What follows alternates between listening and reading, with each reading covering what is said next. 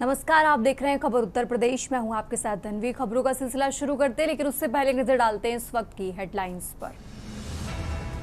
UP में CM योगी परखेंगे स्वास्थ्य व्यवस्था की सेहत। आज अधिकारियों के साथ करेंगे बैठक।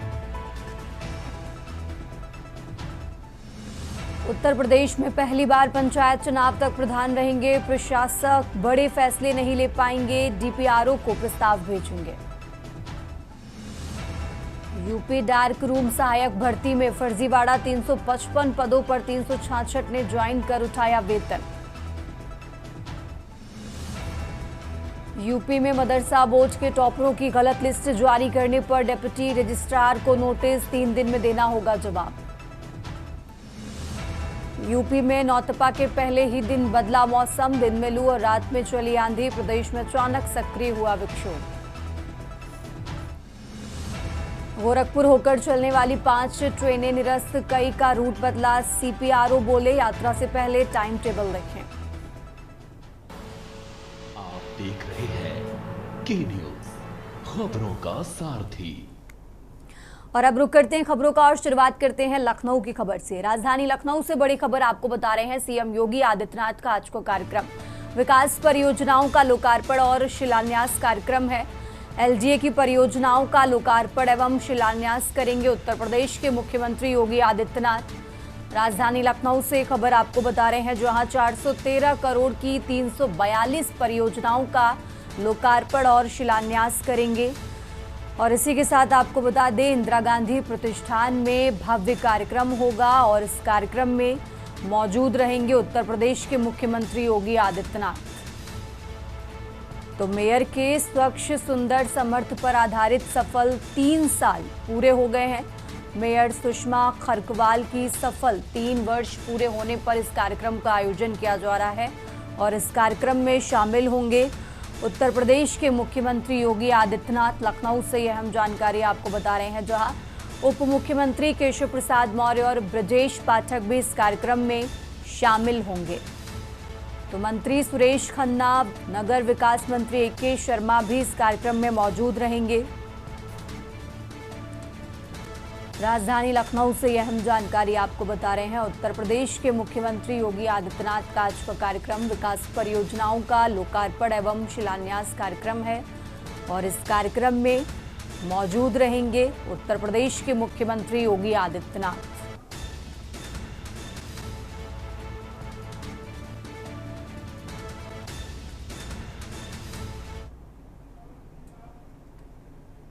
आगे बढ़ते हैं खबरों में। लखनऊ से एक और खबर आपको बता रहे हैं। सीएम योगी ने बदायूं हादसे का संज्ञान लिया है। बदायूं में गंगा दशहरा में डूबने से हुए हादसे का संज्ञान लिया है। इस हादसे में हुई मृत्यु पर सीएम योगी ने गहरा दुख जताया है। मृतकों के परिजनों के प्रति संवेदना व्यक्त की है। लखनऊ से यह अहम जानकारी आपको बता रहे हैं, जहां अधिकारियों को राहत काम में तेजी लाने के निर्देश भी जारी किए हैं। सीएम योगी ने कहा कि अधिकारी मृतकों के परिजनों से संवाद कर सहायता उपलब्ध कराएं। मृतकों के परिजनों को मुआवजा देने के भी निर्देश यहां पर जारी किए गए हैं। तो लखनऊ से खबर आपको बता रहे हैं, बदायूं हादसे का उत्तर प्रदेश के मुख्यमंत्री योगी आदित्यनाथ ने संज्ञान लिया है। मृतकों के परिजनों को मुआवजा देने के भी निर्देश जारी किए हैं। तो सीएम योगी ने बदायूं हादसे का संज्ञान लिया है। लखनऊ से खबर आपको बता रहे हैं।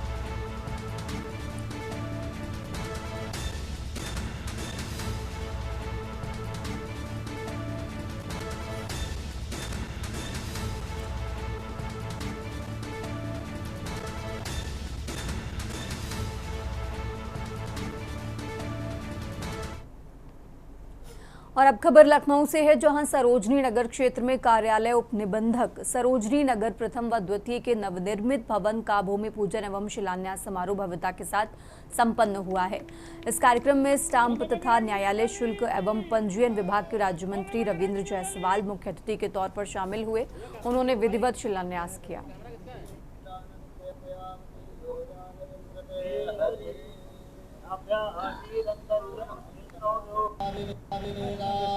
आदरणीय मंत्री जी का हृदय से धन्यवाद देता हूँ। श्री रविंद्र जायसवाल जी का मैंने आपसे अनुरोध किया था, तो सर ने जो है यहाँ के लिए इतना बड़ा कार्यालय स्वीकृत किया है। सरोजनी नगर आज सबसे तेज विकसित होता हुआ क्षेत्र है। 200 से ज्यादा रजिस्ट्री प्रतिदिन हो रही है।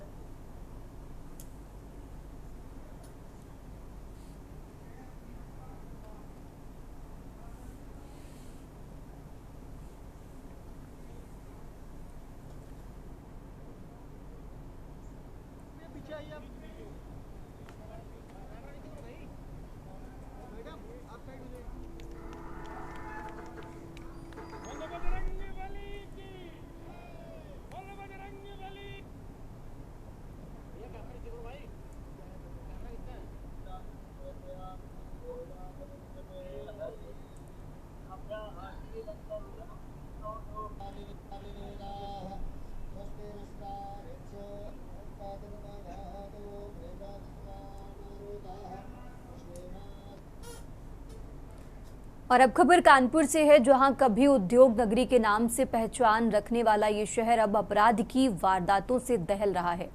सवाल इसलिए भी बड़े हैं क्योंकि जिस खाकी पर शहर की सुरक्षा का जिम्मा है, उसी खाकी की कार्यशैली अब कटघरे में खड़ी दिखाई दे रही है। नौबस्ता में चौकी से चंद कदम दूर डबल मर्डर की वारदात ने कानून व्यवस्था पर गंभीर सवाल खड़े कर दिए हैं। आखिर क्यों कानपुर में अपराधियों के हौसले बुलंद हैं और क्यों आम आदमी खुद को असुरक्षित महसूस कर रहा है और क्यों पुलिस कमिश्नरेट सिस्टम पर सवाल उठ रहे हैं, ये रिपोर्ट देखिए।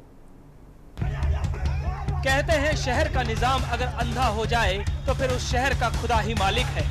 मेट्रो सिटी कानपुर का हाल अब कुछ ऐसा ही हो चला है।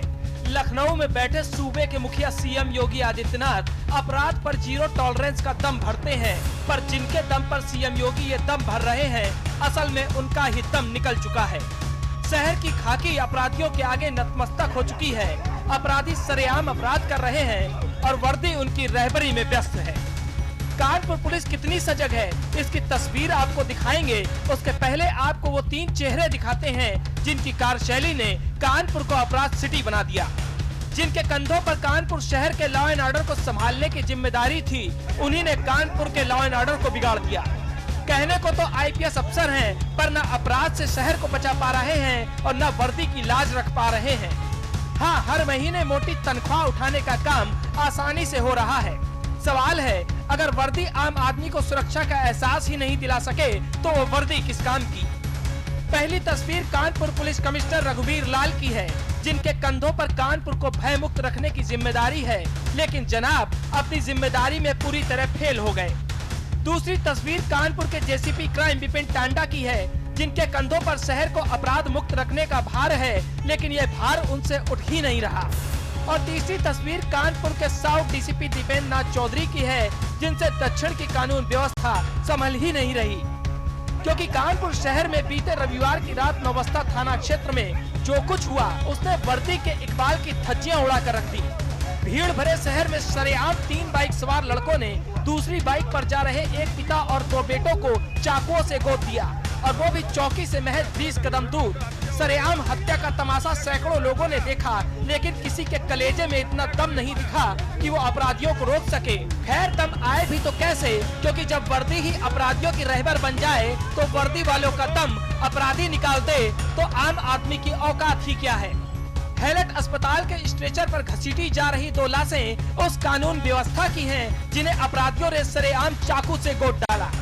वर्दी की इज्जत सरेआम नीलाम कर दी और बता दिया कि कानपुर के अफसरों की वर्दी में अब वो दम नहीं जो अपराध को रोक सके। अपराध रोकने के लिए दी गई उस पिस्टल में उतना पीतल भी नहीं कि अपराधियों को 2 गज जमीन के नीचे पहुंचा सके, क्योंकि अब तो हत्यारों के इनकाउंटर भी हाफ हो रहे हैं, और वो भी इतने सफाई के साथ कि अंधा भी उसे महज खाना पूर्ति बता सकता है। यकीन न हो तो अब ये वीडियो देख लीजिए। पुलिस ने हाफ एनकाउंटर कर डबल मर्डर के जिस हत्यारे को दोनों कंधों का सहारा देकर अस्पताल के बेड तक पहुंचाया, उसके दोनों पैरों को देखिए। दोनों पैर से खून की बहती नदी को रोकने के लिए सफेद रंग का मोटा तौलिया बांध रखा है, लेकिन जैसे ही तौलिया खुला, वर्दी का खेल भी खुल गया। पुलिस ने जिस अपराधी के पैर में पीतल भरने का दम भरा, उसके पैर में पीतल घुसने के छेद से खून की एक बूंद तक नहीं निकली। तौलिए में खून का एक दाग तक नहीं दिखा। जिस पैंट को अपराधी ने पहन रखा है, उस पैंट में खून का एक छींटा तक नहीं है। और तो और, पैंट हटने के बाद जहां गोली लगी, उस पैर से एक खून का धब्बा तक नहीं। अब सोचिए कि अपराधी के पैर में पुलिस की पीतल घुसे और खून की एक बूंद न निकले, क्या ये हो सकता है? लेकिन ये कानपुर पुलिस है जनाब, यहाँ कुछ भी हो सकता है। कानपुर में आए दिन अपराध बढ़ रहा है, आम जनता बेबस है, और वर्दी पहनकर एसी कमरों में अफसर गांधी जी के बंदरों की तरह बैठे हैं। न देख बुरा, न सुन बुरा और न बोल बुरा, बस शहर में होते रहने दे बुरा। फिर चाहे किसी का परिवार खत्म हो जाए या सरेआम मर्डर हो जाए, या कमर में कट्टा और चाकू खोसकर कोई भी पूरा शहर घूम आए। सवाल बड़े हैं जो मुर्दा हो चुके कानपुर पुलिस कमिश्नरेट सिस्टम पर उठ रहे हैं, जिनके जवाब आम जनता पूछ रही है। सवाल है, आखिर शहर में महज कुछ सड़कों पर सिर्फ पैदल मार्च कर खाना पूर्ति क्यों की जाती है? रोज शाम 5 बजे से रात 11 बजे तक सघन तलाशी अभियान क्यों नहीं चलता? पुलिस बैरिकेड कर देर शाम से ड्रिंक एंड ड्राइव अभियान क्यों नहीं चलाई जाती? अंधेरे इलाके में पुलिस की पिकेट बैरिकेड कर लोगों की चेकिंग क्यों नहीं करती? बंद कमरों में बैठे बड़े अफसर अपने जवानों संग फील्ड में क्यों नहीं उतरते? ड्यूटी पर तैनात अफसर बैरिकेड लगाकर गाड़ियों की सघन चेकिंग क्यों नहीं करते? असल में कानपुर में कानून के रखवालों का जमीर मर चुका है। शाम होते ही सिस्टम अंधेरे का कफन ओढ़कर पुलिस थानों में कैद हो जाता है। वसूली और उगाही में मस्त जिम्मेदारों को अपराध दिखता ही नहीं। अफसर ऐसी कमरों से बाहर ही नहीं निकलते। डरता है तो बस आम आदमी जो दिन भर थक हार कर 4 पैसे कमा कर घर लौटता है, क्योंकि आम जनता का भरोसा पुलिस से उठ चुका है। अब वर्दी देखकर अपराधी नहीं, आम आदमी डरने लगा है, क्योंकि जब कानून के रखवाले ही आंखें मूंद लें तो फिर शहर की सुरक्षा राम भरोसे ही रह जाती है। ऐसे नाकारे सिस्टम और ऐसे नाकारे अफसरों से तो राम ही बचाए। स्पेशल डेस्क के न्यूज इंडिया। और अब खबर हमीरपुर से है, जहां प्रदेश के डिप्टी सीएम ब्रजेश पाठक जिले के दौरे पर आएंगे। वो यहां नारायण पोस्ट हाउस में आयोजित होने वाला जिला प्रशिक्षण वर्ग के समापन समारोह में बतौर मुख्य अतिथि शामिल होंगे। डिप्टी सीएम का हेलीकॉप्टर दोपहर करीब 12:50 पर ब्रह्मानंद डिग्री कॉलेज के हेलीपैड में उतरेगा, जहां से वो सड़क मार्ग से आयोजन स्थल को रवाना होंगे। डिप्टी सीएम के दौरे की तैयारियों को लेकर जिला प्रशासन के साथ साथ भाजपा नेता तैयारियों में जुटे हैं। कार्यक्रम में शामिल होने के बाद डिप्टी सीएम ब्रजेश पाठक 2:20 पर हेलीकॉप्टर से औरैया के लिए रवाना होंगे।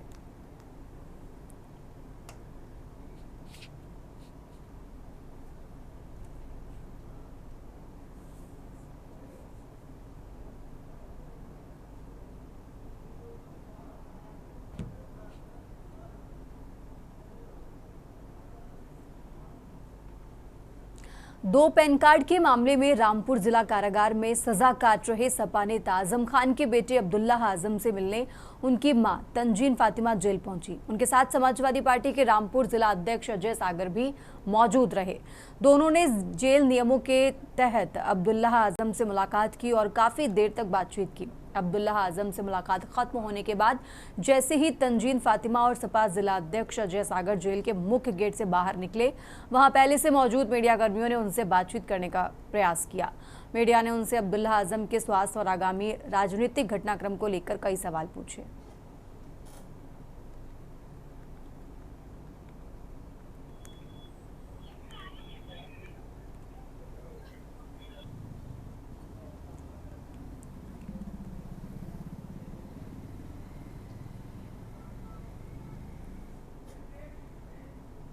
फिलहाल यहां रुकेंगे एक छोटे से ब्रेक के लिए।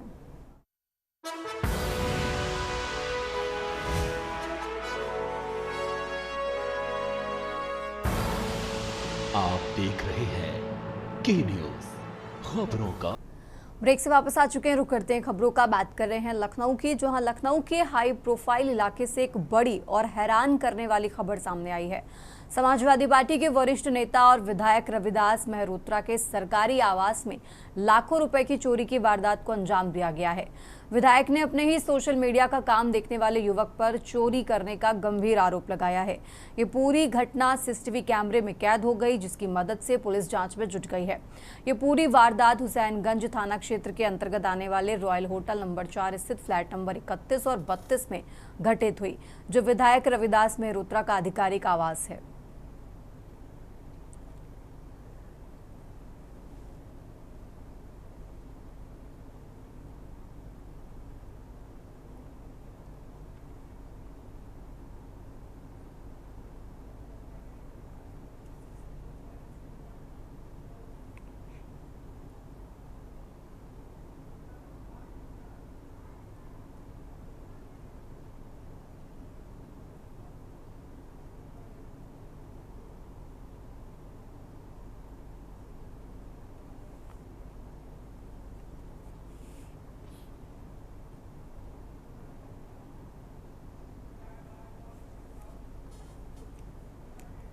देश में पेट्रोल और डीजल की कीमतों में एक बार फिर बढ़ोतरी हुई है। सोमवार को पेट्रोल 2 रुपए और 61 पैसे और डीजल 2 रुपए 71 पैसे प्रति लीटर महंगा हो गया है। लगातार बढ़ती कीमतों के पीछे अंतर्राष्ट्रीय बाजार में कच्चे तेल की कीमतों में उछाल और कमजोर होता रुपया बड़ी वजह माना जा रहा है। तेल कंपनियों का कहना है कि बढ़ती आयात लागत के चलते उन्हें भारी नुकसान उठाना पड़ रहा है। हालांकि अंतर्राष्ट्रीय बाजार में कच्चे तेल की कीमतों में आई हालिया गिरावट ने राहत की उम्मीद जरूर बढ़ाई है।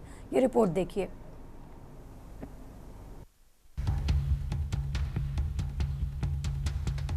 देश में एक बार फिर ईंधन की कीमतों में बढ़ोतरी का ऐलान किया गया।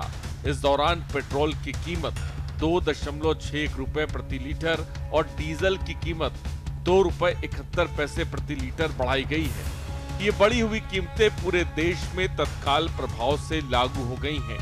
कीमतों में बार बार हो रही ये बढ़ोतरी ग्लोबल मार्केट्स पे कच्चे तेल की कीमतों में आए उछाल और कमजोर होते रुपए का ही नतीजा है। इन दोनों ही कारणों से ऑयल मार्केटिंग कंपनियां यानी OMCs के लिए आयात लागत बढ़ गई है। आइए आपको बताते हैं तेल कंपनियों को कितना हो रहा है नुकसान और इसकी आखिर क्या है वजह। तेल कंपनियों को कितना हो रहा नुकसान। तेल कंपनियों को हर दिन पेट्रोल की बिक्री पर 1000 करोड़ रुपए का घाटा हो रहा है। कीमतों में धीरे धीरे बढ़ोतरी के साथ इस नुकसान को पाटने की कोशिश की गई। अब तक 4 बार दाम बढ़ाए जाने के बाद भी कंपनियों का रोजाना घाटा 750 करोड़ रुपए प्रतिदिन रह गया है। अभी भी घाटे में क्यों कंपनियां? तेल कंपनियों ने पिछले 10 दिनों में पेट्रोल डीजल के दाम करीब 7 रुपए 50 पैसे बढ़ा दिए हैं। अंतर्राष्ट्रीय बाजारों में क्रूड ऑयल की कीमतें लगातार बढ़ रही हैं, जिसको लेकर कंपनियों का प्रति लीटर खर्च 18 से 20 रुपए तक बढ़ गया है। चौथी बार रेट बढ़ने के बाद पेट्रोल अब OMCs को प्रति लीटर लगभग 10 रुपए और डीजल पर लगभग 13 रुपए प्रति लीटर का नुकसान हो रहा है।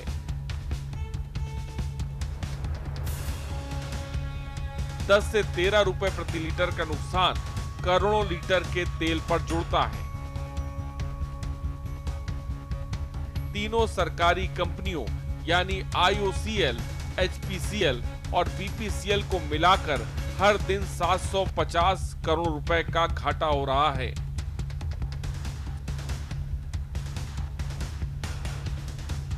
यानी कि 4 बार रेट बढ़ने के बाद नुकसान में 25% तक की कमी आई है।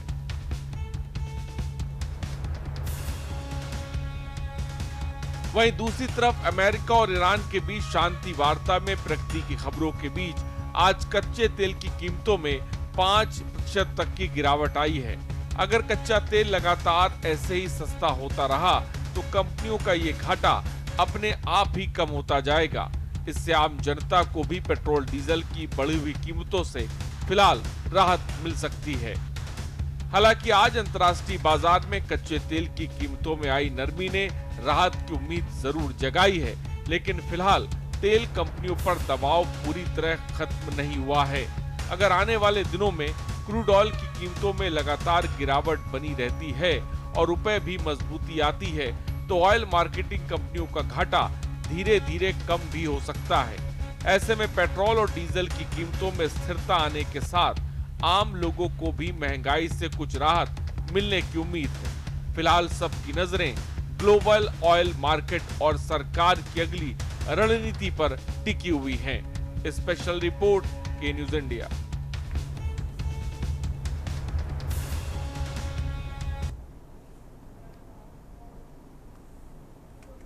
और अब खबर कानपुर से है, जहां कानपुर में भी भीषण गर्मी का प्रकोप लगातार बढ़ता जा रहा है।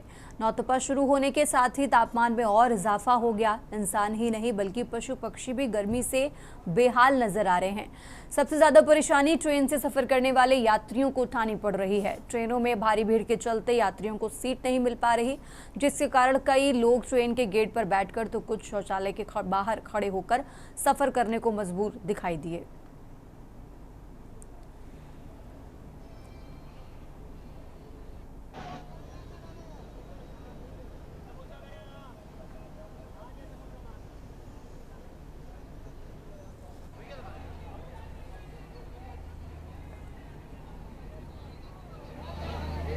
भीषण गर्मी का प्रकोप जो है लगातार जारी है। वो यहाँ से 9 तपा भी लग गए हैं। चाहे आम आदमी हो, चाहे ट्रेन से सफर करने वाले, सभी को गर्मी लग रही है। भीषण गर्मी से जो यात्री है वो भी परेशान है। आप देख सकते हैं, मैं खड़ा हूँ कानपुर सेंट्रल स्टेशन में। ये जो ट्रेन है जोगबनी है, जोगबनी जा रही है दिल्ली से चलकर। आप देख सकते हैं जो यात्री है वो बाथरूम में सफर कर रहे हैं। इतनी गर्मी, इतनी भीषण गर्मी है। छोटे छोटे जो बच्चे हैं वो ट्रेन के बाथरूम में सफर कर रहे हैं। इनको सीट नहीं मिल पा रही है। किस तरह से ये बाथरूम में सफर कर रहे हैं, इनसे बात करेंगे। क्या नाम है आपका?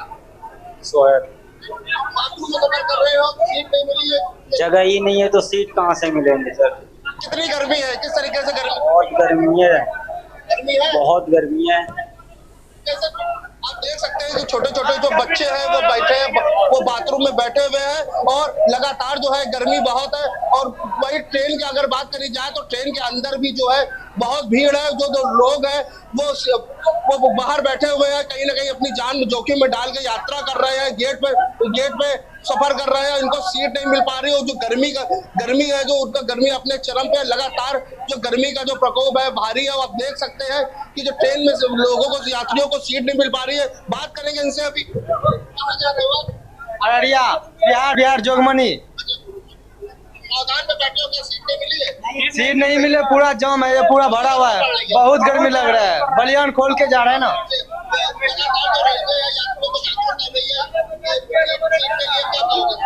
इसमें सीट नहीं मिल रहा है कि पूरा नीचे बैठ के जा रहा है। सीट चाहिए हमें। ये जो यात्री थे उन्होंने बताया जो हम लोगों को सीट नहीं मिल पा रही है। सीट न मिल पाने के कारण से हम लोग जो ट्रेन के पावदान में सफर कर रहे हैं, और वही यात्रियों का कहना है भीषण गर्मी पड़ रही है। गर्मी की वजह से वो लोगों का बुरा हाल है। कानपुर से केन्यूज से मोहित पांडे, कानपुर।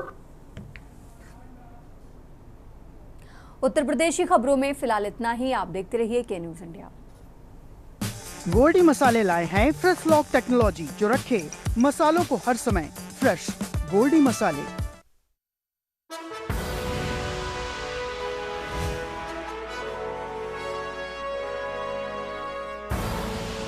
आप देख रहे हैं के न्यूज खबरों।